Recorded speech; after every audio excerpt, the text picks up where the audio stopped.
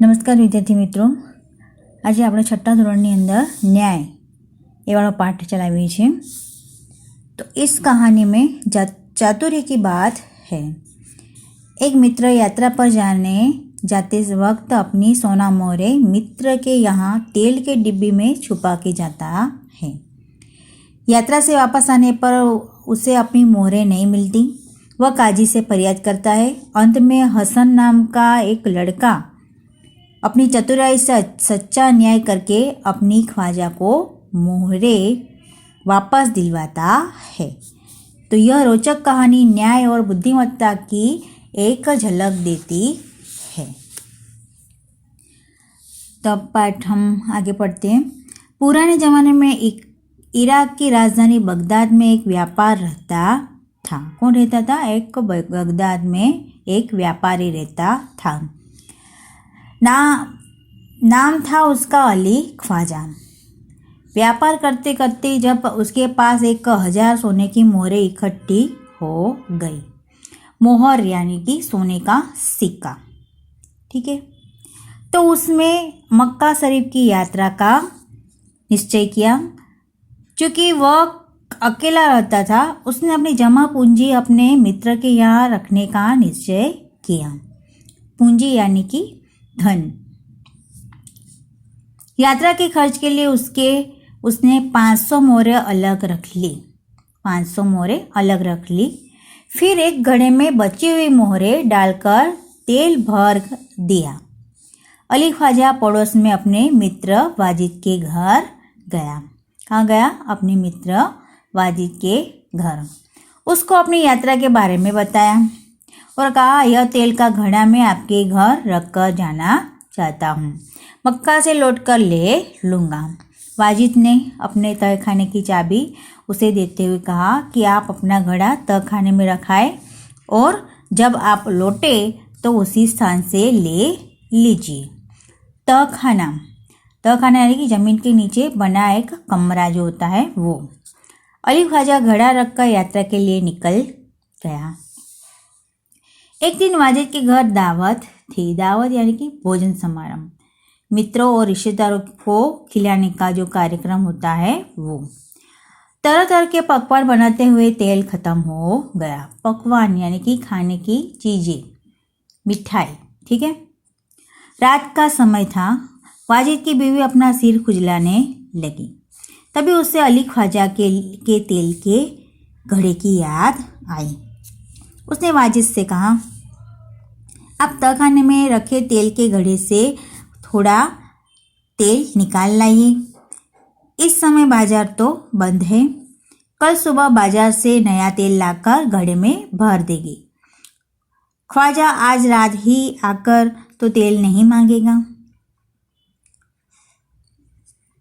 बीवी की बात सुनकर वाजिद तहखाने भी गया। जब घड़े की सील खोलकर तेल निकालने लगा। सील यानी कि ठप्पा, मोहर। जब तेल निकालने लगा तब घड़े में से सिक्कों की आवाज़ आई। उसे लगा कि घड़े में तेल के नीचे कुछ है, इसलिए उसने दूसरे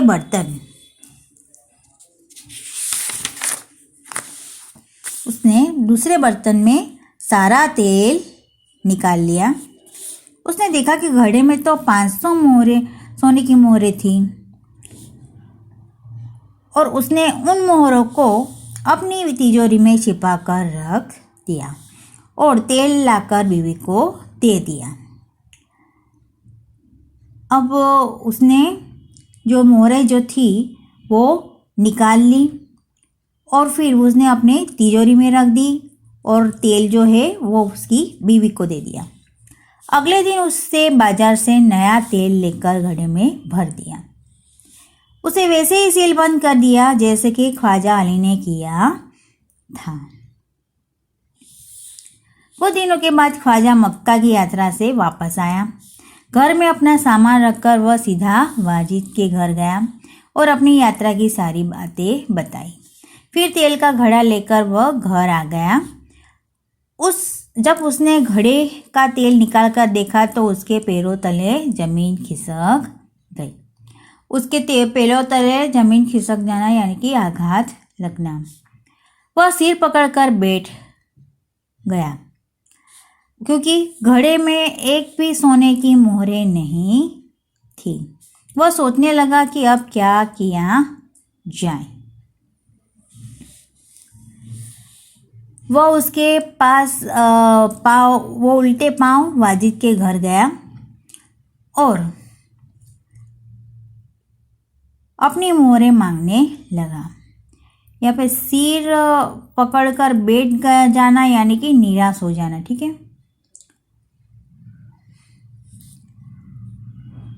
वो उल्टे पांव वाजिद के घर गया, यानी कि उल्टे पांव जाना यानी कि फौरन जाना, और अपनी मोहरें मांगने लगा।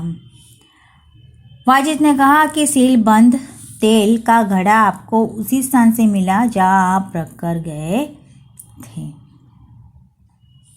मैंने तो उससे हाथ भी नहीं लगाया। मैं कैसे मान लूँ कि उसमें सोने की मोहरें थी। दोनों मित्रों में कहासुनी होने लगी। कहासुनी होना यानी कि वाद विवाद होना। दोनों का झगड़ा सुनकर आसपास के लोग इकट्ठे हो गए। उन्होंने जब झगड़े को बढ़ते हुए देखा तो ख्वाजा ने ख्वाजा से कहा कि आप काजी की अदालत में जाइए, वह ही आपके झगड़े को मिटा सकता है। काजी यानी कि न्यायाधीश। ख्वाजा ने काजी की अदालत में अपनी बातें रखी, परंतु पक्के सबूतों के अभाव से मैं उसे वहाँ से निराश लौटना पड़ा। अभाव यानी कि कमी, न होना, ऐसा, क्योंकि सबूत न होने पर ही उसे वहाँ पे निराश होकर लौटना पड़ा। तब उसने बगदाद के खलीफा के यहाँ अपील की और न्याय मांगा। बगदाद के यहाँ खलीफा के यहाँ उसने अपील की और वहाँ पे न्याय मांगा। खलीफा ने उसकी अपील स्वीकार कर ली। खलीफा अपील स्वीकार कर ली तो खलीफा ने सारे मामले पर विचार करने के लिए कुछ समय चाहा। 1 सप्ताह बाद समय सुनाने के लिए दिया गया। ख्वाजा और वाजिद का किस्सा अब प्रख्यात हो गया था। ख्वाजा और वाजिद का जो किस्सा जो है वो अब प्रख्यात हो गया था, यानी कि सब जगह उसकी बातें फैल चुकी थी। और प्रसिद्ध होना, प्रख्यात होना यानी कि प्रसिद्ध होना। अपील यानी कि निवेदन। और खलीफा जो है वो कौन है? पैगंबर का एक उत्तराधिकारी जो होता है वो। खलीफा एक दिन अपना मेष बदलकर, भेष यानी कि वेश यानी कि अपना पहनावा होता है वो। खलीफा अपना वेश बदलकर शहर में घूम रहे थे। तभी उन्होंने कुछ लड़के को न्यायालय का खेल खेलते हुए देखा। क्या खेलते देखा? न्यायालय का खेल खेलते देखा। वह छिपकर उनका खेल देखने लगी। उन्हें लगा कि जो लड़का न्यायाधीश बना है बड़ा समझदार है। वह जिस तरह न्याय कर रहा है वो बिल्कुल ठीक है। इसलिए उन्होंने उस लड़के को अपने पास बुलाया। क्या कहा उसने? उस लड़के को अपने पास बुलाया और उसका नाम पूछा। लड़के ने कहा मेरा नाम हसन है। खलीफा ने कहा मैंने तुम्हारा खेल देखा, तुम बहुत समझदार हो, कल हमारे दरबार में आना। अगले ही दिन खलीफा ने दरबार में अली, ख्वाजा, वाजिद और हसन उपस्थित हुए। खलीफा ने हसन से कहा कि तुम इन दोनों के झगड़े का किस्सा सुनो और बताओ कि इनमें से कौन सच बोल रहा है। हसन ने दोनों की बातें ध्यान से सुनी। फिर उसने 2 तेलियों को बुलाया। क्या बुलाया उसने? 2 तेलियो यानी कि तेल निकालने वाला है वो, उसको बुलाया। थोड़ी देर में 2 तेली आ गया और हसन ने कहा आप इस घड़े के तेल की जांच कीजिए और बताइए इस घड़े में तेल कितना पुराना है। दोनों तेलियों ने बारी बारी से तेल को देखा और सूंघा और चखा, फिर अपना निर्णय दिया। घड़े का तेल 2 महीने पुराना लगता है और इससे ज़्यादा नहीं, वे बोले। फिर तेलियों की बात सुनकर वाजिद को तो घबरा गया। अली ख्वाजा खुश होकर बोल पड़ा, हजूर, मैं तो 6 महीने पहले मक्का की यात्रा करने गया था, तभी तो मैंने तेल खरीदा था। तेलियों और अली ख्वाजा की बात सुनकर सबको वास्तविकता का ज्ञान हो गया। वास्तविकता यानी कि जो असलियत होती है वो। जांच करना यानी कि परख करना वो। खलीफा को न्याय के लिए सबूत मिल गया था। सबूत यानी कि उसका प्रमाण। खलीफा ने हसन को धन्यवाद दिया और वाजिद से कहा कि आपने अली ख्वाजा के घड़े से तेल और मोहरें निकाली है, आप उन्हें वापस कीजिए और चोरी और विश्वासघात के अपराध की सजा भुगतिए। विश्वासघात यानी कि धोखा। खलीफा ने हसन को बहुत सारा पुरस्कार दिया। पुरस्कार यानी कि इनाम। खलीफा को दरबार में उपस्थित सभी लोगों ने हसन की सूझबूझ और न्याय की बुरी बुरी प्रशंसा की। सूझबूझ यानी कि समझदारी और बुरी बुरी यानी कि बहुत बहुत।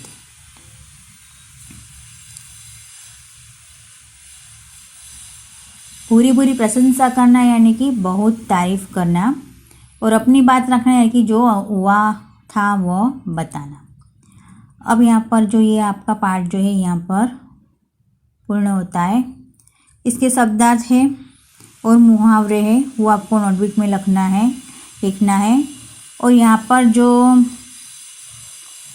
इसके एक એનો જે એક આ પાઠમાં તમારે એક ફકરો તમારે અનુલેખન લખવાનો રહેશે।